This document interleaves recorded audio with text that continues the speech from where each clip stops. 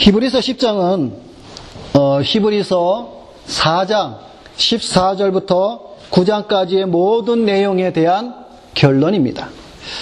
다시 말하면 그리스도의 제사장직과 그리스도의 대제사장으로서의 역사에 대한 모든 말씀에 대한 결론 부분입니다. 땅에서의 제사장직은 아론 계통의 레위 지파를 통해서 임시적이었고 매번 드리는 불완전한 제사였다라고 우리가 지금까지 살펴보았습니다. 그러나 하늘에서의 대제사장직은 멜기세덱의 반차를 따른 유다 지파의 그리스도를 통해 단번에 완전하고 영원한 제사를 드렸다라는 말씀을 우리가 보아왔습니다. 특히 오늘 본문을 얼핏 보면 앞서 보았던 9장, 특별히 지난 시간에 보았던 9장의 그리스도의 제사에 단 한 번 드리는 그 제사를 재반복하는 것으로 보이기도 합니다. 그러나 여기에는 차이점이 있습니다. 앞서 우리가 본 것은 그리스도의 제사의 완전성을 우리에게 설명해 준 것입니다. 그러나 오늘 우리가 보고자 하는 이 10장의 말씀은 그리스도의 제사의 영원성입니다. 다시 말하면 9장과 10장을 통해서 그리스도의 제사가 완전하였고 영원하였고 그것이 단 한 번 이루어진 제사라는 것을 재차 강조하고 있다라는 사실입니다.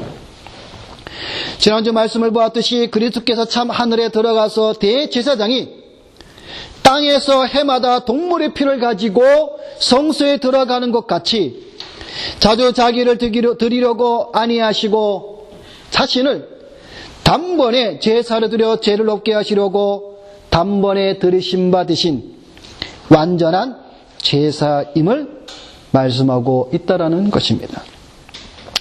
완전한 제사는 영원한 제사로서 오늘 본문은 앞서 보았던 말씀들보다 더 충실하게 더 추가적으로 우리에게 말씀을 해주고 있는 것입니다.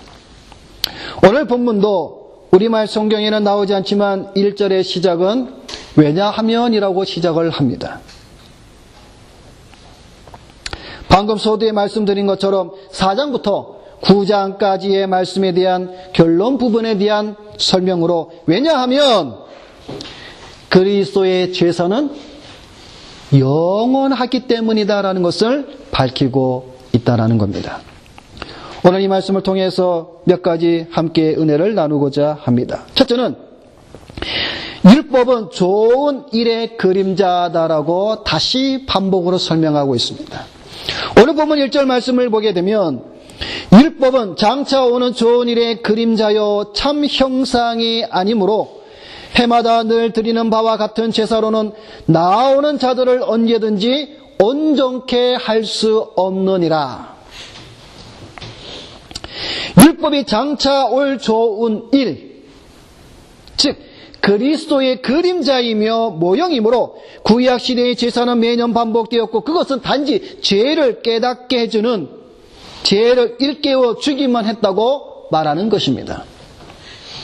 다시 말해서 여기 1절의 말씀은 율법과 장차 올 좋은 일, 이 두 가지가 서로 대조되고 있다는 것입니다. 이 대조를 통해서 율법의 한계성을 지적하고 있는 것입니다. 율법은 모세의 율법을 가리키지만 여기에서는 제사, 제도를 포함한 모든 구약의 성경을 의미합니다. 그래서 바울은 이 본전에서 율법을 두 가지로 정의하고 있습니다. 그 첫째가 바로 그림자다라고 말하고 있는 것입니다. 그러면 여기서 이 그림자라는 말은 이 의미가 무엇이냐라는 것이죠. 그것은 불완전하다라는 의미입니다. 다시 말해서 지금 사도 바울이 여기서 율법은 장차 좋은 일의 그림자라는 것은 율법은 불완전하다라고 말하고 있는 것입니다. 이것에 대한 설명으로 1절 중반부에 이렇게 말씀하고 있습니다. 해마다 늘 드리는 바와 같은 제사로는 나오는 자들을 언제든지 온전케 할 수 없느니라. 옛 언약인 율법, 즉 그림자는 온전케 할 수 없다라는 겁니다. 언제요? 늘 해마다 온전케 할 수 없다라는 것입니다. 옛 언약인 율법은 해마다 속죄일에 동물을 희생 제물로 드리는 제사를 통해 하나님께 나아가게 하였지만 그 효력은 어떠했습니까? 일시적이었고 임시적이었고 불완전한 것이므로 죄를 제거하는 데에는 아무런 효력이 없었다라는 것입니다. 그래서 이것을 이전에서 이렇게 말씀하고 있습니다. 그렇지 아니하면 섬기는 자들이 단번에 정결케 되어 다시 죄를 깨닫는 일이 없으리니 어찌 드린 일을 그치지 아니하였으리요 라고 말씀하고 있습니다. 무슨 말입니까? 지금 이 2절의 이 말씀은 율법의 불완전성을 말씀하고 있는 것입니다. 왜 율법이 불완전성을 가지느냐? 2절 말씀에 보니까 죄를 깨닫는 일이 없으리니, 이 말씀의 의미는 양심의 죄를 의미하는 것으로 율법이 정결케 할 수 없었다라는 겁니다. 내적인 죄를 가리키는 것으로 율법에 의해서는 외적인 죄를 씻을 수는 있었으나 양심의 죄, 내적인 죄는 씻을 수가 없다라는 겁니다. 만약 율법이 완전하여서 온전히 정결케 할 수만 있었다면 매년 속죄일에 희생제사를 반복적으로 드릴 필요가 없었을 것인데, 우리가 구약 성경을 통해 보아알듯이 매년 속죄일에 희생제사를 드렸다라는 것입니다. 그것은 무엇을 의미하고 있는 것입니까? 매년 드렸다는 것은 율법의 불완전성을 나타내며 한계성을 보여주고 있다라는 것입니다. 만약 희생제물이 사람을 온전케 할 수 있었다면 제사하는 사람들이 단번에 깨끗게 되어 다시는 죄에 대한 유혹을 받지 않았을 것입니다. 그러나 어떻게 되었습니까? 우리 인간은 날마다, 시간마다, 분마다, 초마다 죄를 짓기에 우리는 바쁜 존재라는 것이죠. 그래서 제물을 드릴 필요가 없는 것이 아니라 매번 제물을 드려야만 한 연약한 존재라는 것입니다. 또한 그 제사와 제물들이 하나님의 공의의 요구를 만족해 하고 불의에 대한 대가가 충분하였다면 더 이상의 제사와 제물을 드릴 필요가 없는데 해마다 제사와 제물을 드렸다라는 것입니다. 왜냐하면 제물을 드리는 자들이 그 제물 드림으로 인하여 양심의 가책을 더 이상 느끼지 않는다면 제물은 더 이상 드릴 필요가 없는데, 율법에 의한 제사는 그렇게 할 수가 없다라는 겁니다. 다시 말하면 율법의 제사는 한계가 있고 불완전하다라는 사실입니다. 지금 이것을 사도 바울은 지금 이 히브리서 서신을 받고 있는 히브리인들에게 계속 상기시켜주고 있습니다. 왜 그랬죠? 히브리인들이 지금 배교와 갈등 속에 있다는 것이죠. 왜냐하면 유대교로 다시 돌아가고자 하는, 또 유대교에서 자꾸만 오라가오는 그러한 핍박 속에서 지금 이 히브리인들이 갈등하고 있다는 것이죠. 그래서 말씀드린 것처럼 유대교는 무엇을 지금 자랑하고 있습니까? 우리에게는 제사와 제물과 제사장이 있다라고 자랑하고 있다는 것이죠. 그런데 사도 바울은 그 유대교인들이 자랑하고 내세우는 그것보다 더 뛰어나고 탁월하고 우월한 제사장과 제사와 제물이 있다라고 지금 말씀하고 있는 것입니다.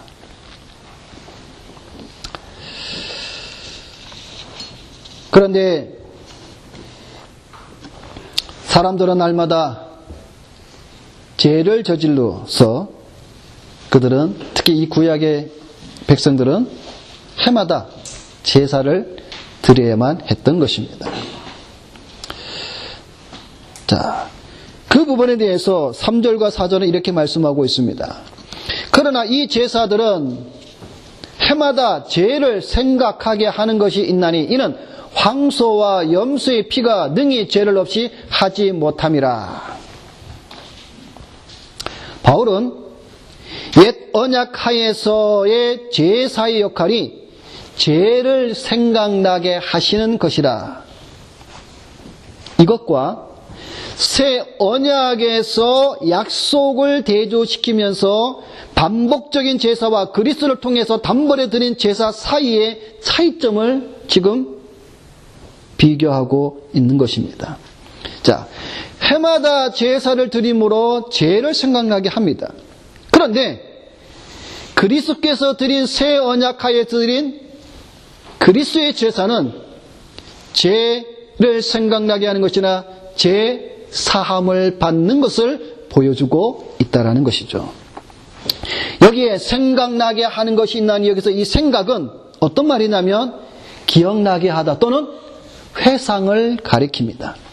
이 의미는 그리스도께서 최후의 만찬을 베푸시면서 자신을 기념하라 하실 때에도 사용된 단어인데 이것은 옛 언약과 새 언약에 사용된 기억이라는 이 단어는 옛 언약의 제사가 죄를 기억하고 그것을 용서받기 위해 매년 드려져야 하는 반면에 새 언약에서는 그리스도의 희생을 통해 더 이상 죄를 기억지 아니하심을 비교하여 옛 언약의 한계성을 드러내고 있다는 것입니다.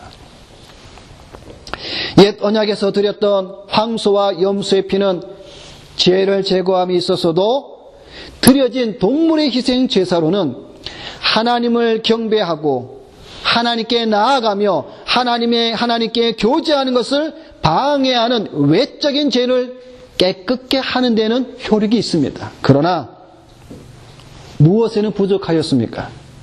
양심, 내적으로의 죄까지는 깨끗게 할 수가 없다라는 것입니다. 왜냐하면 그러한 황소와 염소의 피는 그리스도의 대속적인 희생을 보여주는 상징에 불과하기 때문에 그러한 것입니다. 따라서 사도 바울은 희생 제물의 피를 통해서는 죄를 제거하는 것이 불충분한 것임을 드러내므로 죄를 완전히 제거해주는 그리스도의 대속적인 보배로운 피를 강조하고 있다는 사실입니다. 황소와 염소의 피는 외적이고 지상적이고 육체에 속한 것들입니다. 그러나 죄를 없이 하는 것은 내면적이고 신적이고 영적이다라는 것입니다. 자, 여기서 여러분 우리가 잘 정리를 해볼 필요가 있습니다. 율법의 제사는 불안정하며 한계가 있다 그랬습니다. 왜요?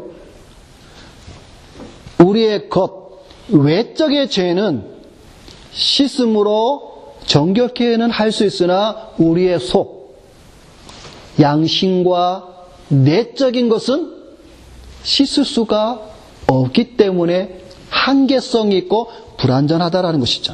그러나 새 언약에서 그리스도의 제사는 우리의 속, 내적인 죄까지 그래서 죄를 기억치 아니함을 말씀하고 있다는 사실입니다.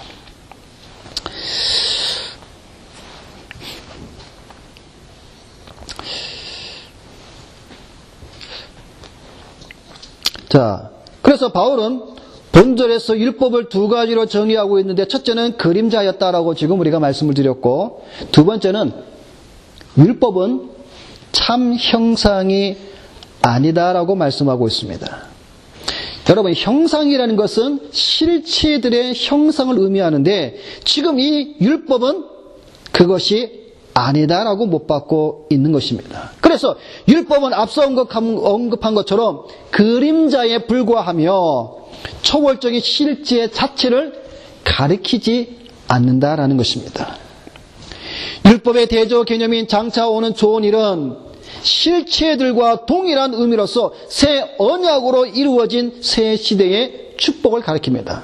무슨 말인가 하면 장차 올 좋은 일이란 무엇이냐 하면 영원한 구원과 하나님 앞에 담대히 나갈 수 있는 길을 열어주심과 동시에 불완전한 옛 언약에 성취할 수 없었던 완전함을 가리키고 있는 것입니다.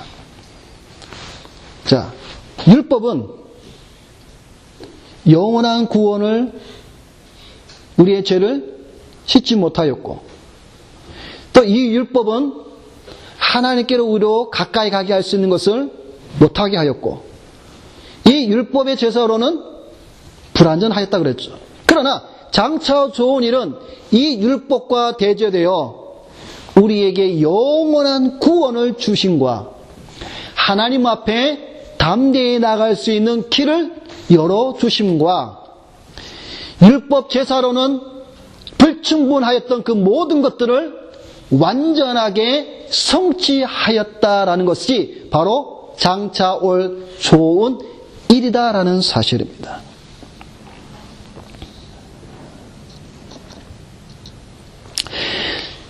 그리스도의 영원한 제사를 말씀하기 위해서 사도 바울은 5절부터 7절까지의 말씀을 하고 있는 것입니다.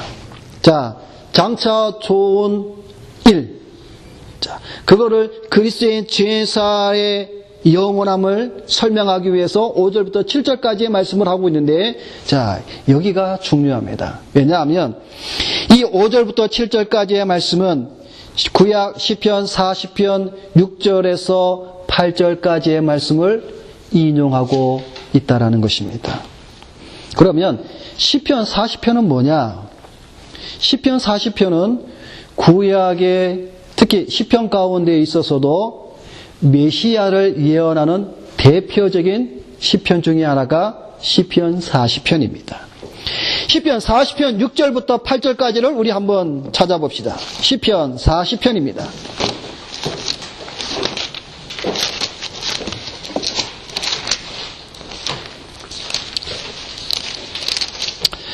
구약 831페이지 시편 40편 6절부터 8절까지의 말씀. 자, 우리 다 같이 함께 읽겠습니다. 주께서 내 길을 통하여 내게 들려주시기를 제사와 예물을 기뻐하지 아니하시며 번제와 속죄제를 요구하지 아니하신다 하신지라. 그때 내가 말하기를 내가 왔나이다. 나를 가리켜 기록한 것이 두루마리 책에 있나이다. 나의 하나님이여, 내가 주의 뜻 행하기를 즐기오니 주의 법이 나의 심중에 있나이다 하였나이다. 아멘. 자, 이 말씀은 무슨 말씀인가 하면요, 이 시편의 이 40편에 통해서 무엇을 말씀을 하고 있냐면, 그리스도께서 화목 제물이 되심은 성부 하나님의 예정하신 뜻이었다라는 것입니다. 이 뜻에 그리스도는 자발적으로 순종하시어 영원한 제사를 이루시고 하나님의 구원 계획을 성취하셨다라는 것입니다. 다시 말해 하나님의 뜻에 그리스도께서 순종하셨다라는 말입니다. 우리는 이 시편 40편을 인용을 하여 설명하고자 하는 그 본질적인 내용이 무엇인가를 우리가 오늘 여기서 보고자 하는 것입니다. 즉, 단번에 영원한 제사를 드리기 위해 무엇을 하셨는가? 우리가 거룩함을 얻을 수 있도록 그리스도께서 행하신 일이 무엇인가? 그거를 이 시편 40편 말씀과 이 오늘 본문 히브리서 10장인 이 말씀을 통해서 우리가 보고자 하는 것입니다. 왜냐하면 이것이 가장 중요하고 우리의 신앙에 있어서의 중심이기 때문에, 신앙의 본질이기 때문에 그렇다라는 것입니다. 그리스도께서 행하신 일이 무엇입니까? 시편 40편과 오늘 히브리서, 오늘 우리 본문의 이 말씀을 통해서 그리스도께서 행하신 일이 무엇입니까? 자, 5절 말씀에, 우리 본문 10장 5절 말씀에 보면, 그러므로 세상에 임하실 때라고 말씀하고 있습니다. 이게 첫 번째 행하신 일입니다. 무엇이었습니까? 세상에 임하실 때에 성육신 사건을 말합니다. 시편 40편을 인용한 이 구절을 아더 핑크 목사님은 이렇게 설명하고 있습니다. 이 시편에는 주 예수께서 성부께 말씀하시는 것이 나타나 있습니다. 그리고 성부의 놀라운 은혜와 지혜를 발견하고 성자의 말할 수 없는 사랑과 순종을 발견합니다. 아울러 성부와 성자 사이의 구속의 역사와 교회의 구원에 관하여 맺은 거룩한 조약을 발견하게 됩니다라고 설명하고 있습니다. 무슨 말인가 하면 그리스도께서 세상에 임하실 때에, 즉 성육신 하심은 그냥 아무렇게 또는 갑자기 아무런 계획 없이 이루어진 것이 아니다라는 말입니다. 오히려 세밀한 계획과 논의 속에 이루어진 거룩한 언약을 통하여 나타난 것임을 말씀하고 있는 것입니다. 그래서 성육신 하심에 대하여 7절에 이렇게 말씀하고 있습니다. 하나님이여 보시옵소서 두루마리책에 나를 가리켜 기록한 것 같이 하나님의 뜻을 행하러 왔나이다 하시니라 말씀하고 있습니다. 성육신은 하나님의 뜻을 행하기 위함이라는 것입니다. 그럼 여러분에게 질문을 드립니다. 그럼 여기서 하나님의 어떤 뜻을 행하기 위하여서 그리스도께서 세상에 오셨습니까?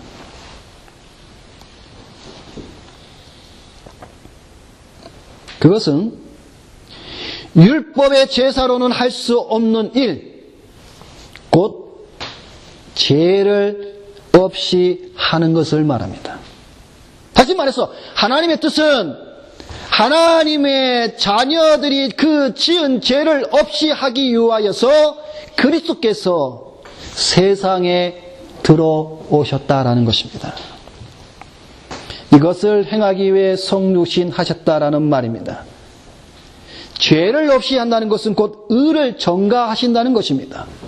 여러분 로마서에서 사도 바울이 말한 것처럼 의인은 없나니 하나도 없는 이 세상에 그리스도의 의를 통하여 하나님 앞에 의롭다 하심으로 거룩하게 서게 하게 하시는 그리스도의 성육신은 참으로 놀라운 은혜임을 우리가 알아야 합니다. 제2위이신 성자 하나님 그리스도는 창세전에 성부 하나님의 뜻에 온전히 그리고 기쁘게 순종하기를 자원하셨다라는 것입니다. 그래서 스가랴 선지자는 이렇게 말씀하고 있습니다. 이 두 사이에 평화의 은원이 있으리라 라고 말씀한 것입니다. 여러분 이것이 무엇을 말하고 있는 것입니까? 평화의 협정 또는 영원한 언약 또는 구속의 언약이라고 말하는 것입니다. 성자이신 그리스도는 인성을 취하실 때 자원하는 마음으로 기쁘게 하나님의 뜻에 순종하셔서 이 땅에 이 세상에 들어오셨다라는 것입니다. 종의 형체를 입으시고 낳고 전에 이 땅에 육신을 입고 율법 아래에 나셨습니다. 그리고 죽기까지 복종하셨습니다. 두루마리 책에 나를 기록한 것과 같이 그리스도께서는 구약의 예언대로 이 세상에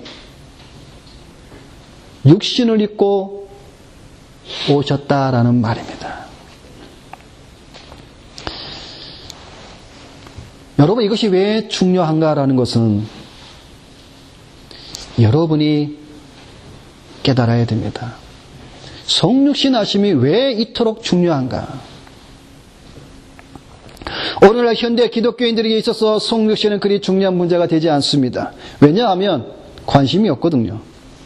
심지어는 신학교에서조차도 이 주제를 가지고 논문을 쓴다고 하면 교수들이 말립니다. 왜냐하면 진부하기 때문에 더 이상 흥미로운 주제가 되지 않기 때문에 오늘날 신학교에서조차도 이 성육신에 관한 문제는 외면해버립니다. 이런 세대에 오늘 우리가 사는 세대입니다. 여러분에게 묻습니다. 성육신이 여러분에게는 어떤 영향을 끼치고 있습니까? 이 성육신이 여러분에게는 어떤 의미로 와 닿느냐라는 것이죠. 이 성육신이 여러분의 신앙에 있어서 어느 정도 중요한 의미로 받아들이고 있느냐라는 것이죠. 아마 오늘날 대부분의 많은 성도들은 이 성육신에 대해서 별로 중요하게 생각하지 않습니다. 그러나 여러분, 하나님이 세상에 오셨다는 겁니다. 하나님이 우리와 같은 인간의 몸을 입고 이 세상에 들어오셨다는 겁니다. 여러분, 이것이 엄청난 사건 아닙니까? 그것이 여러분하고 어떤 관계에 있느냐가 여러분이 이 말씀을 통해서 여러분이 부딪힘이 있어야 된다는 것이죠. 왜 천지를 창조하신 그 하나님, 제2위이신 성자 예수 그리스도께서 이 땅에 육신을 입고 성육신 하셔야만 했는가? 그것은 바로 자기 백성을 저희 죄에서 구원하기 위하여. 누구를? 여러분들을. 여러분, 이 말씀 속에 여러분 우리는 자복하고 무릎 꿇고 우리 하나님을 경배하지 않을 수가 없습니다. 여러분, 이게 신앙입니다. 기도하면서 방언이 터지고 환상을 보고, 여러분, 그건 신앙이 아닙니다.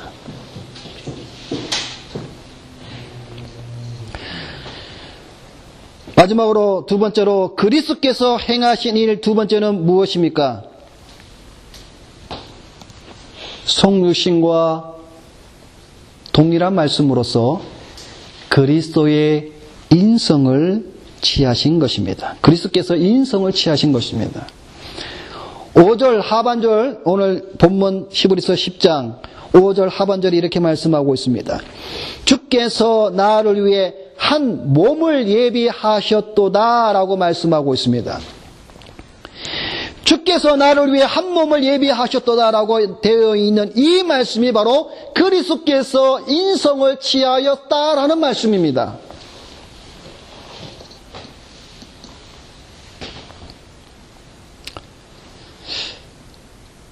저는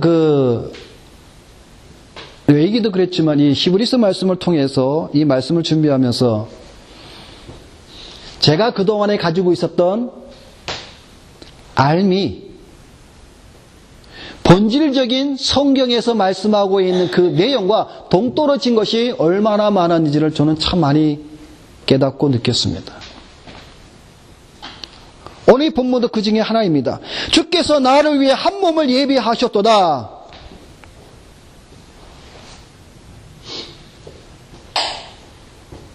이 말씀을 통해서 그리스도께서 인성을 취하셨다라고 저는 한 번도 생각한 적이 없었습니다.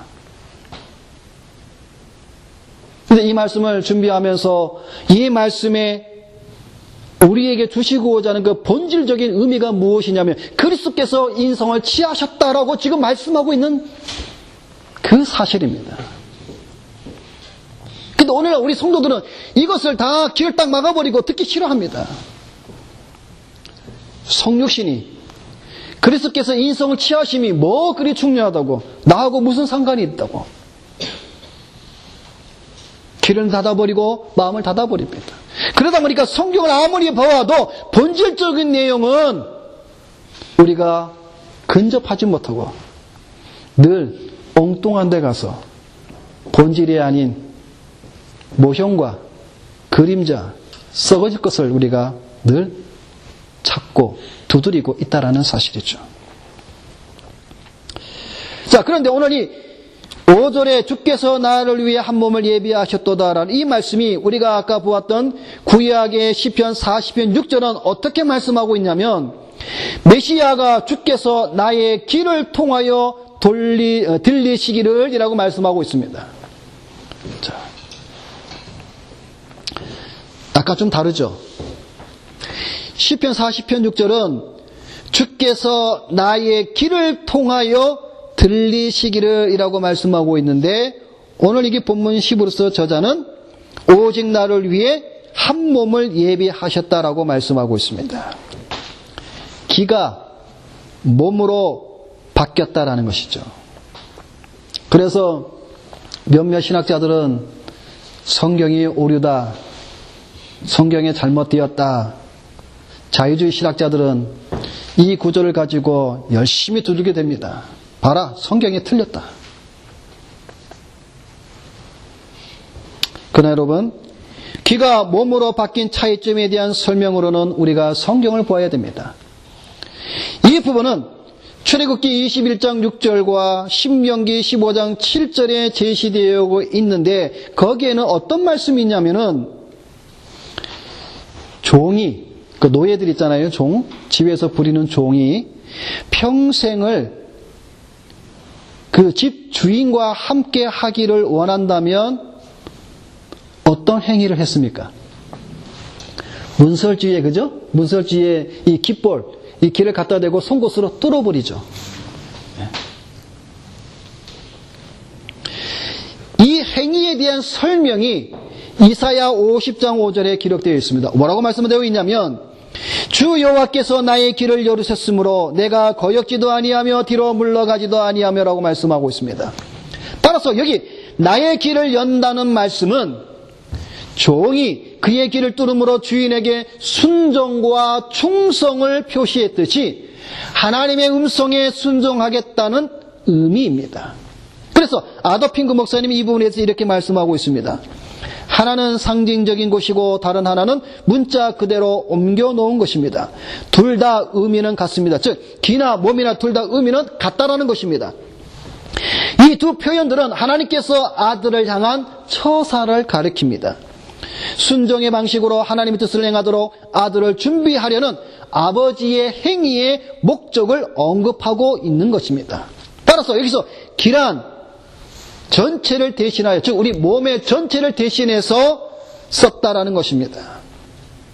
그러니까 귀나 몸이나 이 둘 다의 의미는 같다라는 겁니다. 그러므로 시편 40편 6절 말씀을 인용할 때 문자적으로는 인용하지는 않았으나 그 의미에서 육신을 입고 오신 예수님이 하나님의 음성을 듣고 그의 뜻을 이루시되 죽기까지 순종하신 것을 귀로 듣고 그 말씀에 순종했다라는 것을 보여주고 있는 것입니다. 우리가 여기서 중요하게 보아야 할 사실은 그리스도의 인성, 즉 몸으로 오신 목적이 있다라는 것입니다. 왜? 그 이유가 무엇이냐에 대해서 우리가 좀 더 깊이 보아야 한다는 것이죠. 짧게 네 가지 말씀을 드리면, 첫째는 그리스도의 제사는 죽음으로 말미암는다는 사실을 강조하기 위해서입니다. 그리스도께서 죽으시기 위해서는 영이 아닌 몸이 필요하기 때문에 인성을 취하셨다라는 것입니다. 둘째는 새 언약은 그리스도의 피로 말미암아 확증되기 때문입니다. 여러분, 영은 피가 없죠. 그러나 몸은 피가 있습니다. 그래서 인성을 입으셔야만 했다라는 것입니다. 셋째는 혈육과 함께 속한 그의 지체들의 머리 되심을 보여주기 위함입니다. 여러분, 천사가 우리의 형제입니까? 영이 우리의 형제입니까? 아니죠. 그래서 성경은 뭐라고 말씀하고 있습니까? 그리스도는 우리의 모든 형제들의 뭐예요? 맏 형제가 되시니라. 그렇기 때문에 그리스도께서 인성을 취하셔야만 했다라는 것입니다. 네 번째는 그리스도의 인성이 우리와 다른 어떤 독특한 것이 아니다라는 것이죠.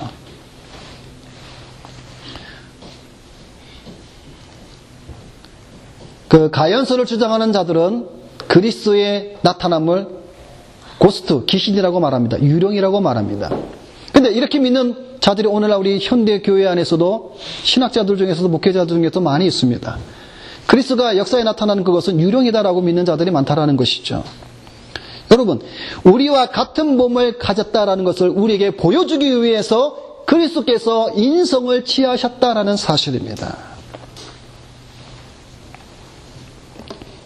이렇게 그리스도께서 세상에 들어오실 때 몸을 입으신, 즉 성육신 하신 이유에 대해서 8절과 9절은 이렇게 말씀하고 있습니다. 제사와 예물과 전체로 번제함과 속죄제는 원치도 아니하고 기뻐하지도 아니하신다. 그 첫 것을 피하심은 둘째 것을 세우려 하심이니라. 바울은 옛 제사 의식이 하나님이 기뻐하지 않는 것으로 이제 그 제사법은 그리스도께서 하나님의 뜻에 완전히 순종하심으로 이제는 새로운 제사로 대치되어야 한다는 것을 말하고 있는 것입니다. 그렇게 하기 위해서는 뭐예요? 그리스도께서 몸을 입고 인성을 취하셔서 세상에 들어와야만 했다라는 것입니다. 자, 결론입니다. 그리스도께서 성육신하신 목적인 하나님의 뜻을 행하는 것에 대한 방법과 결과가 10절에 말씀하고 있습니다. 그리스도께서 성육신하셔서 하나님의 뜻을 이룬 방법이 무엇이었습니까? 단번에 자신을 드린 것입니다. 이것이 바로 십자가 사건입니다. 그리스도께서 몸을 들이신 것은 완전한 것으로 더 이상 반복될 필요가 없는 단번에 드린 완전하고도 영원한 제사입니다. 이것이 십자가입니다. 여러분, 지금 한국에 새로운 이단성을 가진 교회가 지금 등장해서 지금 떠들썩거리고 있습니다. 춘천에 있는 한마음교회 김성로 목사가 있는데 그가 지금 주장하는 게 뭐냐면 부활신앙입니다. 그래서 지금 한국에서 강원도 원주에 있는데 전국에 있는 목회자들을 모아서 세미나를 하고 세를 넓히고 있습니다. 그런데 영국에 있는 여기 어느 교회 목사도 거기에 세미나에 참석해서 그 부활신앙을 배우려고 갔다가 온 목사도 있습니다. 그럼 그 부활신앙, 그 김성록 목사가 말하는 비성경적인 부활신앙의 내용이 뭐냐면 이겁니다. 십자가 사건은 실패요 죽은 믿음이기에 살아있는 믿음을 가지기 위해서 부활하셔서 뭐예요? 하늘 성소에 들어가셔서 제사를 드려야만 했다라는 거예요. 여기에 신학자와 목회자들과 성도들이 빠져서 부활신앙에 지금 미쳐서 지금 난립니다. 그래서 어느 목사님이 이렇게 글을 달았습니다. 한심스럽다. 오늘날 교회 안에서 심지어는 신학자와 목회자들도 그가 말하는 것이 얼마나 비성경적임을 깨닫지도 못하는 이러한 시대에 과연 성도들이야 오죽하랴. 여러분, 십자가 사건이 실패입니까? 십자가 사건이 죽은 믿음입니까? 예수님께서 가상칠언 때의 마지막에 뭐라 말씀하셨습니까? 다 이루었다라고 말씀하고 있습니다. 실패가 아닙니다. 여러분, 문선명이, 박재선이, 이단들이 하는 말이 뭐였습니까? 예수는 십자가에서 실패했다라고 그들이 공통적으로 주장했던 내용이 아니었습니까? 여러분, 십자가는 실패가 아닙니다. 십자가에서 승리하셨고 다 이루셨습니다, 여러분.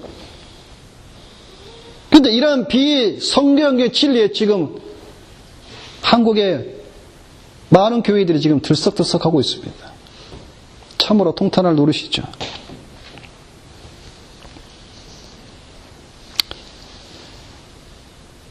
그리스도께서 성육신 하셔서 하나님의 뜻을 이룬 그 결과가 그럼 무엇입니까? 오늘 본문 10절 마지막 절에 이렇게 말씀하고 있습니다. 우리가 거룩함을 얻어노라. 여러분, 이 얼마나 은혜로운 말씀이지 아니겠습니까? 그리스도께서 성육신 하셔서 우리에게 주신 것은 거룩함입니다. 말씀을 맺겠습니다. 그리스도의 영원한 제사는 단번에 완전하고 영원한 제사입니다. 더 이상 우리에게 그 어떤 제사와 제물과 더 이상 필요하지 않습니다. 성경 우리에게 그리스도에 대한 말씀을 계시해 주고 있습니다. 우리가 지금 히브리서를 통해 보았듯이 중보자, 새 언약의 메시아, 그의 삼중직, 하나님의 아들, 또 오늘 본문 말씀을 통해서 성육신, 그리스도의 인성 등등 여러 가지 많은 그리스도에 대한 말씀을 계시해 주고 있습니다. 여러분, 지금 사도 바울이 지금 히브리서 전체를 통해서 이런 것을 우리에게 계속 전해주고 있는 이유가 무엇입니까? 우리가 바라봐야 될 표대는 그리스도밖에 없기 때문에 그리스도 그가 누구이냐를 우리로 하여금 분명히 바르게 올바르게 알아야 한다는 사실이죠. 그런데 오늘날 우리 많은 현대 크리스천들은 이런 것에는 눈을 감아버리고 귀를 닫아버립니다. 여러분, 사도 바울의 고백을 기억하십시오. 예수 그리스도를 아는 지식이 가장 고상하다라고 사도 바울은 고백했습니다. 그래서 세상의 모든 것들을 다 배설물로 여겼습니다. 오늘날 우리 현대 크리스천들은 그리스도에 대해 무지한 것을 부끄럽게도 생각하지 않습니다. 무지하면서 그것을 또 알려고 하지도 않습니다. 오늘 우리 다윗의 교회 성도들은 그리스도에 대한 무지가 아니라 바울과 같이 그리스도를 알고자 다름박질하며 그리스도를 아는 것이 가장 고상한 지식임을 알고 이 히브리서를 통해서 오늘 우리에게 주시는 이 말씀들이 얼마나 큰 은혜가 우리에게 주어졌는지 우리가 그것을 깨달아 우리를 거룩하게 하시는 하나님을 찬양하며 그분께 영광을 돌려드리는 우리 모든 성도들이 되시기를 주님의 이름으로 부탁을 드립니다. 기도하겠습니다.